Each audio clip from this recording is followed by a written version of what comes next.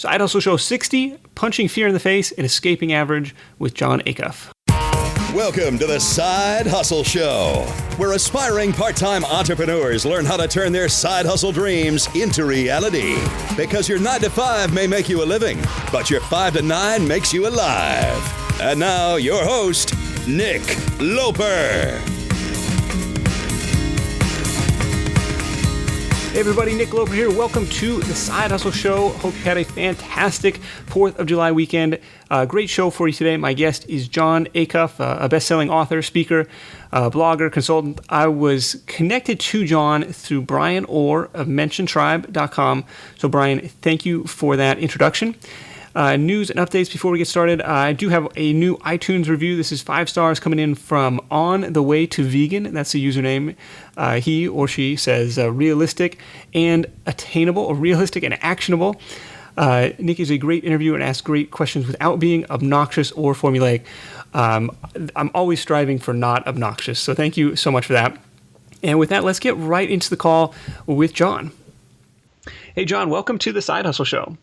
Hey, thanks for having me, Nick.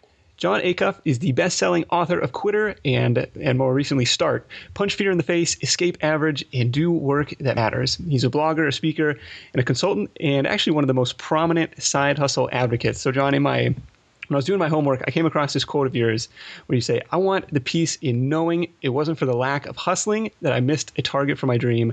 I want to know that the one thing in my control was under control." And I absolutely love that, because when we're relying on somebody else for a paycheck, relying on somebody else for our livelihood, that is not a position of control. And maybe I'm a control freak, but that was always a little bit scary for me. Yeah, I think it was Jim Collins who I read a few years ago where he said, you think that having one client, is safe versus having a bunch, but he said it's all the eggs in one basket. Sometimes I think we think entrepreneur is always risky, but I think every job has a degree of risk, and especially any job you don't hustle at. And so it's encouraging to me that I continue to meet people that have side hustles, and it's industries that 10 years ago, 20 years ago would not have had a side hustle are now going, wow, there's a lot of fun things you can do on the side. Yeah, my friend Julian Gordon from SideHustler.com says, there's this shift in mentality where no longer you're just singularly tied to your employer. Your shift is your employer is just your biggest client, and so that kind of shift in mentality opens the doors to trying new things. In the nights and weekends. Well, I think it makes you a better employee. I think that smart companies are realizing we want you out there learning and growing and hustling. And so we're not, going to have kind of the old school version of you don't get to do any freelance on the side, or you don't get, it's all or nothing here. I think that there's a lot of companies that are progressive that are realizing the more you do on the side, you bring that back in and you become this emissary for change that helps us stay young and relevant and focused. Right. So you want somebody who's going to sit at home and watch 4 hours of TV a night, or you want somebody who's building their skills on the side? Exactly. Like really understanding The Bachelor is not going to add anything to your company.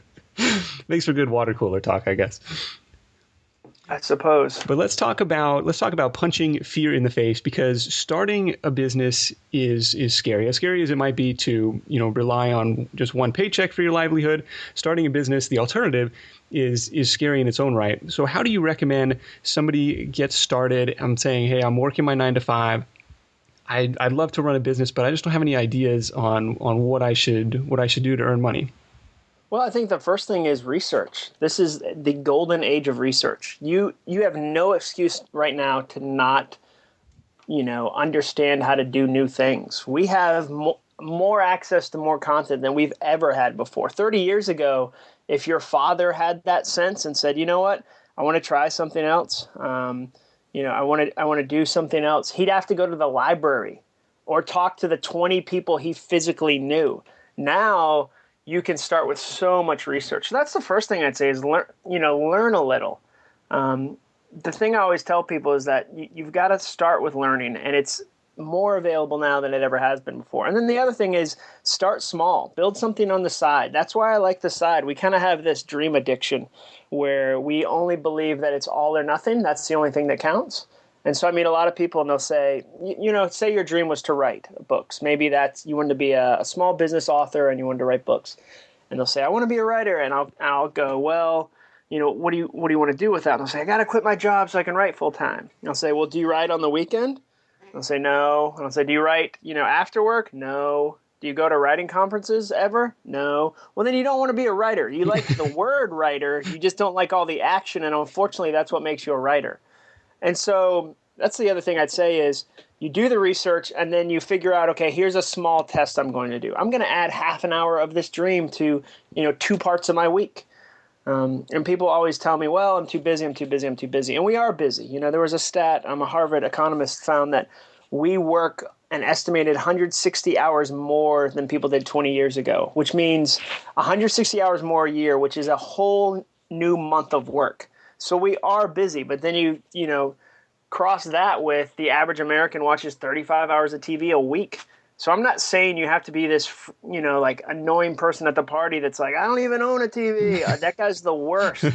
Like, you watch Hulu and YouTube. Stop bragging that you don't own a TV. That counts. That counts. But I'm saying watch 10 hours less. Only watch one solid full day of TV a week. You'd be amazed what you can get with 10 hours. And so I'd say do some research. You don't have to find the perfect thing, but find something you want to work on and then add it to the side. Do the work. I like that. That's important to say, hey, I want to be a writer. Well, why don't you get started? I want to be a freelancer. Why don't you get started? I want to be a graphic designer. Well, maybe this is something you can do, in that hour a day you can carve out of your, carve out your time to make this happen and take the baby steps to get something going. Yeah. I just think there's ways to do it. And it's small, beta. We live in a beta culture. You get to beta test things, whether it's online with the way you start a blog, whether it's, you try a product, you do a digital product versus having warehouse space. I mean, there's so many ways for us to do small sample tests. And that's why I try to encourage people. And again, the challenge is it's not as sexy as I'm getting a machete and growing a goatee and I'm going to move to the jungle and I'm going to have this exotic dream chasing definition. But, you won't get a going away party if you do the side hustle, but you'll get going somewhere important. Let's talk about the early days of the blog, the Stuff Christians Like blog. Was this where did the idea come from for this? Like, here's a perfect example of how you can start putting your ideas out there to see what sticks and what doesn't. Oh yeah, I mean, it was a complete ripoff. It wasn't a unique concept to me at all. My dad's a pastor. I grew up in the church, and I always felt like we Christians sometimes took popular secular ideas and put God flavor on them and turned them into Christian ideas. So we, got milk becomes got God, or Adidas becomes Ad Jesus. And I always thought that was just the cheesiest thing to do. And so there was this site called Stuff White People Like, which was this guy, Christian Lander, who wrote this funny exploration of like, hey, here's all these silly things we Caucasians do. And I thought, what if I talked about the problem of Christians taking popular culture by riffing on this idea? So I did Stuff Christians Like, and the very first idea was, Stuff Christians Like ripping off popular culture. And I thought I'd write about it for a week or two. I had probably 50 other URLs registered on GoDaddy.com at the time. Okay.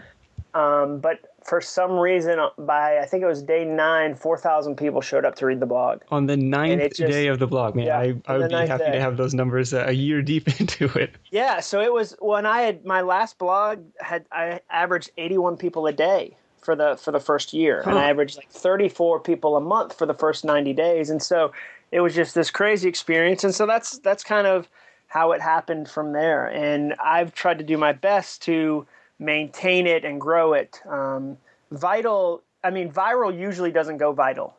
There's a big difference between those two. Like, you're never going to see a triple rainbow from the double rainbow guy. Like, the hide your wife, hide your kids guy is not going to release a follow-up right. is viral. So what I've learned is, how do you kind of grow something? How do you be deliberate with it? And how do you change it? Yeah, how do you make it so it's not just a flash in the pan? Like, you may get, like you said, all of these, YouTube videos for, it spikes for a month or a week, and then it's done. You can't really build a business off of that. Yeah, you don't build a business, you don't build a career, you don't get to build a livelihood. And so I've been very fortunate that I've had wise people around me that have helped me do that. What do you think it was that kind of sparked the growth right out of the gate for the site? I think a big part of it was that particular audience was underserved.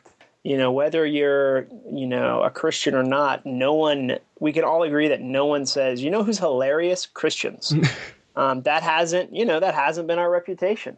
And so I think that I really benefited from a fairly empty market. To tell you the truth, if I launched it today, it wouldn't grow the way it did.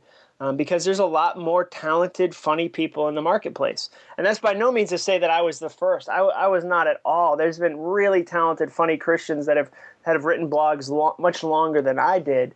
So I'm not saying I was a pioneer. I just think that I benefited from a fairly open space that now, 6 years later, has more people in it. Okay, so it's been going on for quite some time.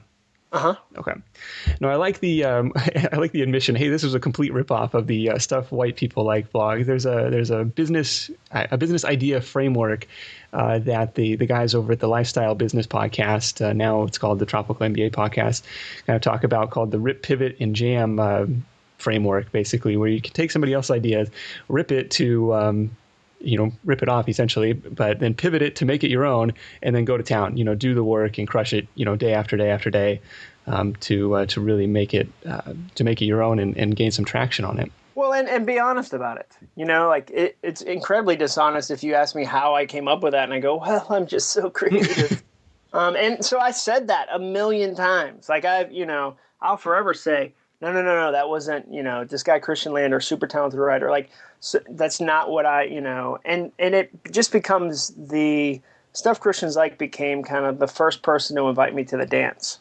And then it's on you as you hustle to go, okay, well, I want to figure out how to do business books. I want to figure out how to transition. I had an experience with my job. It seems like a lot of other people are having the same experience. How do I lean into that? How do I serve a new audience? And so I think it's a variety of steps, but yeah, I'd be a huge liar if I edited out what was true. Did the blog start as a side hustle for you?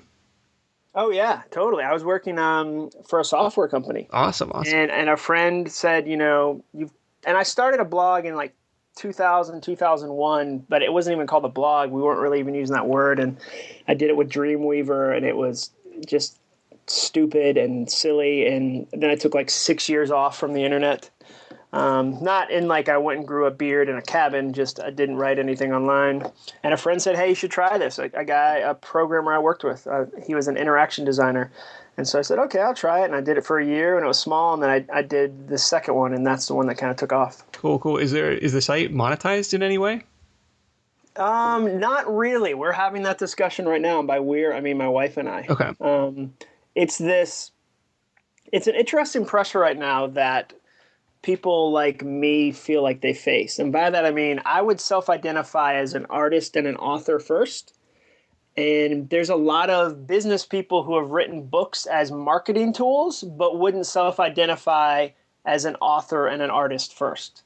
So I'm really wrestling with the tension of what are the things I need to monetize without going, okay, I run a business 98% of the day, and writing is the 2% that I just use to move the needle. Now, for me, it's the other way. I feel like I've got a message I want to share, and I see the value and the importance of, how do I do my email list? I just spent 2 hours doing Infusionsoft training to figure out, okay, how do I get smarter at campaigns? So it's a balance, but no, other than selling the books and then selling conferences that I got to hold, it hasn't been monetized that way. I've got some digital products I'm working on right now, so I'm at the start of a lot of that, and a little bit of advertising. Okay. Yeah, 6 years is a long time to go without trying to monetize the traffic. Yeah, my wife would say that as well. She has pointed that. Well, now this is the first time in 16 years I haven't had a salary or a boss. Okay. And so it hasn't had to have worked as hard as it does now. Right. And salary, that's a weird one because I write books full time. That's essentially my salary. So when I say, it sounds so dramatic when I say it that way. I do mean, though, that I'm not part of a team for the first time. And when you become an entrepreneur, you start to have to ask the ROI question in a very intense, deliberate way. Yeah, it becomes a little bit more real. Yeah, it's very real. And it's, for me to go, okay, what is this serving? And how do I balance serving the audience versus just serving me? And how do I go, wow, blogging costs me real money from hosting and a lot of other stuff, and it costs me opportunity costs. So if I'm investing this amount of a limited amount of time I now have in this, how am I making this part of my overall plan versus just, it's fun to do on the side, but I don't have to make it work that hard? No, it better, like, my hustle better be small compared to what the blog hustles. But it kind of ended up being like a gateway, or a kind of led people into your platform, into your brand, right? And you said you're selling books, you're selling conferences and all that jazz, kind of maybe it's a funnel into that stuff. Well, and also public speaking. Okay. I mean, that's probably my second or third biggest client is I'll speak 30 to 40 times a year. Okay. And a lot of those leads come in through the site. And so, yeah, I guess I shouldn't define monetize so closely as I do like if you sign up for this, you get the double upside down video that comes with a PDF. Like, I haven't done that yet. Okay. But I've definitely monetized it in bigger long-term plays. But I'm trying to get better at figuring out some ways to create things that I believe are valuable, that I believe are worth selling. But I hate selling. Like, I just hate. Like, I feel like it's one of those things that I need to get a lot better at. So I'm learning how to get better at it. How do you know when a blog, if the blog doesn't have 4,000 visitors on day 9, how long do you keep it going? You should quit. How long do you keep going before you know, like, that's the problem I have with blogging is, like, there's no like defined endpoint of, like, whether you can gauge success or failure. It's like, a couple people read it, some people leave comments, some people share it, but it's like, I don't know. Like, how do you?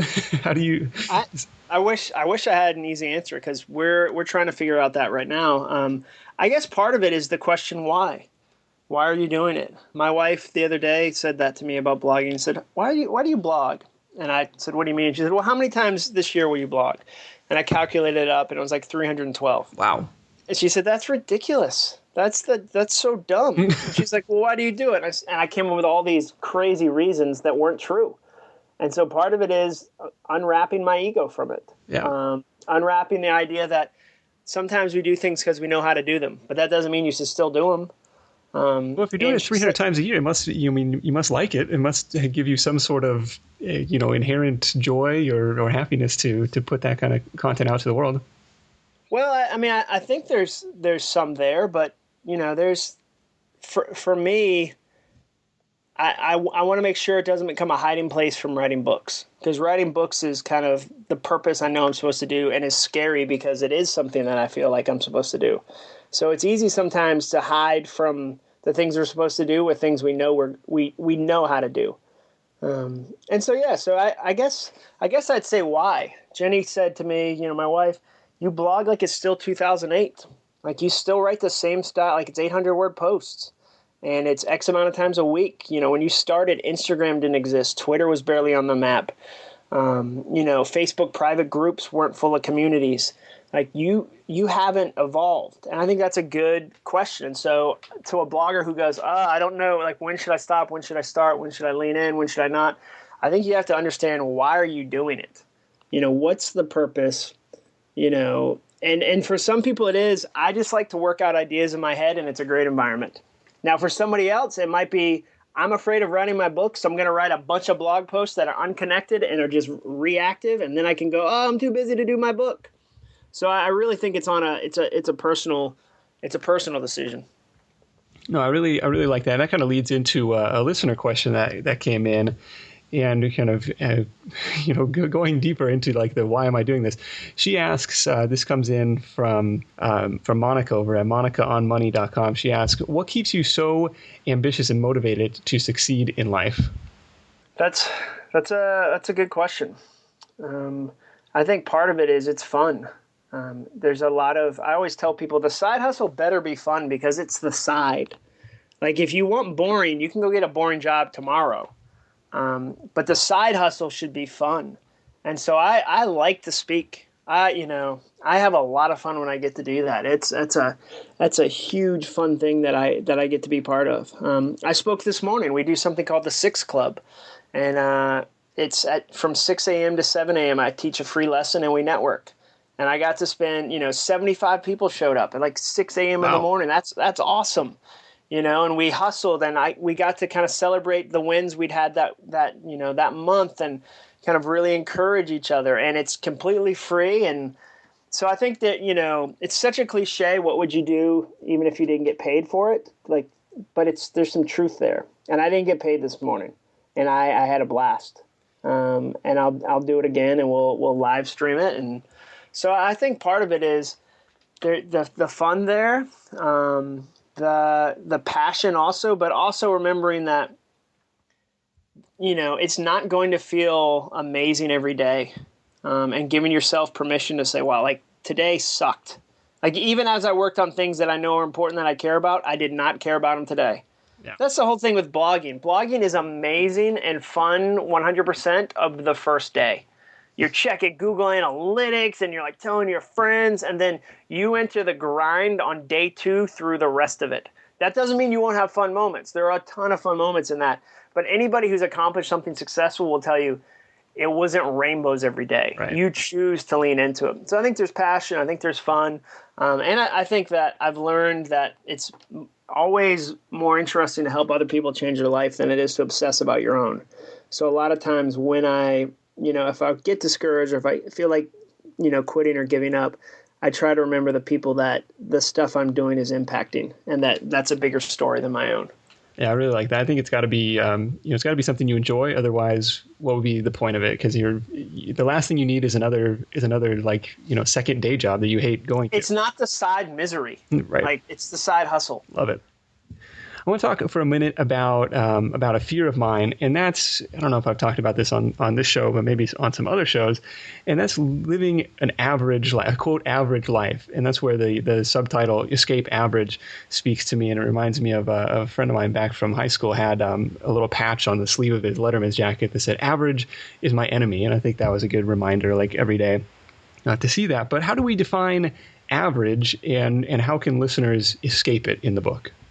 Yeah, I think average is living a life less than the one you're capable of, and I think we need to make an important distinction that there's a difference between average and content. Sometimes we think that to escape average means you have to immediately jump into amazing, and we find 5 people online that look like they have amazing lives, and we look at ours and go, ugh. It's not enough. It's average. I don't have success like so-and-so. And I think we get into this really toxic place. So I think, my goal is to learn to be content with the things I have and the effort I've put into it. I love Stephen Pressfield, when he talks about, he just released a new book, and he said, hey, I have very little control over how the book will do. And he said, there are great projects that sell poorly, and there are poor projects that sell well. And he said, what I get to do is put the effort in and ask myself those questions of, did I give it all? Did I lean into it hard? Did I try my best? Did I do the labor right? And I don't get to look back and go, the results weren't exactly what I wanted. They weren't the size of somebody else's. And so I think for me, average is when you're not living the life you're supposed to live. And I would temper that with, and don't think that means I now have to go win a Grammy, or I now have to have a blog that has 1 million readers, or I now have to make X amount of dollars. I think that's just as dangerous as living an average life, because you end up just running yourself ragged and not enjoying the stuff you get to do along the way anyway. And so I remember when we lived in Atlanta, I used futureme.org to write myself a letter, and I put it in the book Quitter, and essentially, made sure it came a year later and said, hey, you've got enough. You have a beautiful wife, and you have a house you can afford to pay the mortgage on, and you have 2 kids, and you get to write some. And I had a day job at the time. It wasn't that I, had done a bunch of things. I'd maybe spoken 10 times at that point, but it was enough. And so I think that's the great danger, is to assume that your 2 options are average or super wicked awesome famous. And that can't be your 2 options. No, that's really, really powerful stuff. Average is living a life less than you're capable of. And it goes back to that control, like Stephen Pressfield, right? I can't control the outcome, but I can control the work. I can control my input. and then put it out to the world and see what happens. I guess that's all you can do. And that's the scary fun part. And thanks for sharing futureme.org. I never heard of that. That's kind of like the Brad Paisley. I'm going to write a letter to me, huh? Yeah, it's great. I've used it a ton, and a friend of mine named Lanny Donahoe told me about it and basically said, hey, this is a spot where you can send, imagine a project. Imagine you get hired by a client and you're consulting with them and you realize like an hour in, this is horrible. I shouldn't have said yes to this project. This is not the type of project I need to do. The money confused me, whatever. But you're going to finish the project. Like you're going to, honor that commitment. You're going to knock it out. But there's a party that says, I will never take clients like this again. And then with Future Me, you write yourself an email that comes a year later, so that a year later when you've forgotten that lesson and you're about to go, oh, that's a lot of money. I should totally, ethically you're different than me, and values you're different than me, and you've already been a jerk in our negotiations early. I'll pretend you'll be nice the rest of the time. Yeah. No, if somebody's a jerk to you up front, they're going to be a jerk consistently. And you get this email from the past from yourself that essentially says, don't do it. Don't do it. Don't. Like I know you're confused right now. Don't. So, Jon, let's go back to the side hustle framework. If you have only an hour a day to work on your business, how are you going to spend that time? Well, I guess it really depends on the type of business. Wasn't it Abraham Lincoln that said, if I only had 4 hours to chop down a tree, I'd spend I'd spend 3 hours sharpening the axe and 1 hour chopping, or something folksy like that. That I'm sure I saw. Right, one of my favorite quotes. I like it. Yeah. So the quote. So I guess I'd figure out how to I'd spend 45 minutes figuring out the things I needed to spend my time on and 15 minutes actually executing them. And I think my goal would be that the better I got at the upfront, the more I got to do the back half. So my goal over time would be I'm so in line on what I'm supposed to be working on that it's 10 minutes up front and I go, these are the 10 things. These are still the 10 things. I'm in the right spot. And then here are the 50. And I'd spend 50 minutes actually doing them. But I think at the start, our temptation is, especially with social media, it's so easy to sign up for things that we over sign up and over commit and overextend. And we go, it was so easy to launch a blog. And we never go, why are we doing a blog? And so I'd much rather you spend, the bulk of the hour coming up with that answer, because you might end up, at the last 10 minutes, you might just go, yeah, I don't need a blog. I need to be on Facebook. And I don't, my audience isn't, a blog reading audience. So I don't need that. So that's what I'd say is I'd spend, if I could, at the start, I'd spend, 90% of the time figuring out the right things to do and 10% doing them. And then I'd spend, hopefully over time, you change that balance. Awesome.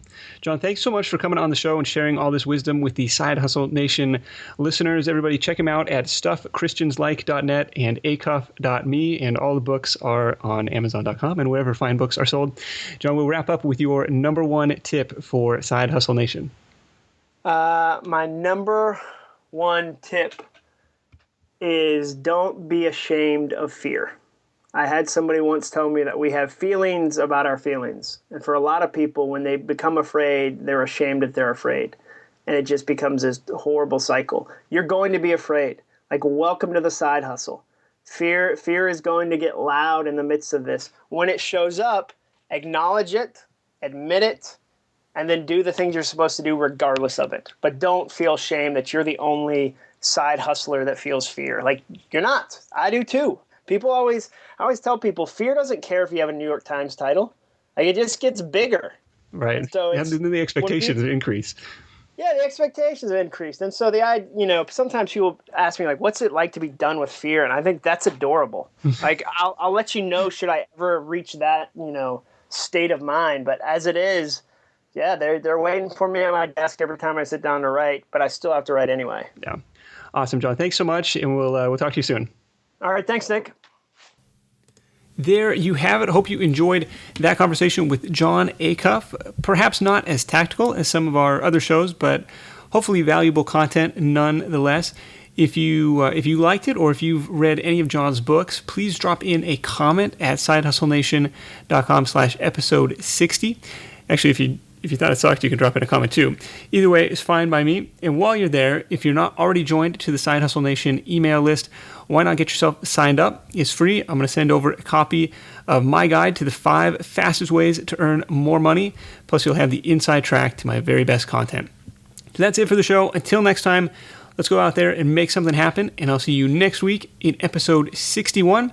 Oh, and if you are traveling to Portland this weekend for World Domination Summit, have an awesome time. I'm so sorry I can't be joining you this year. I'll definitely be following along the WDS hashtag on Twitter, so be sure to post lots of updates and look forward to hearing all about it. Thanks so much, and I'll see you next week. Thanks for listening to The Side Hustle Show at www.sidehustlenation.com.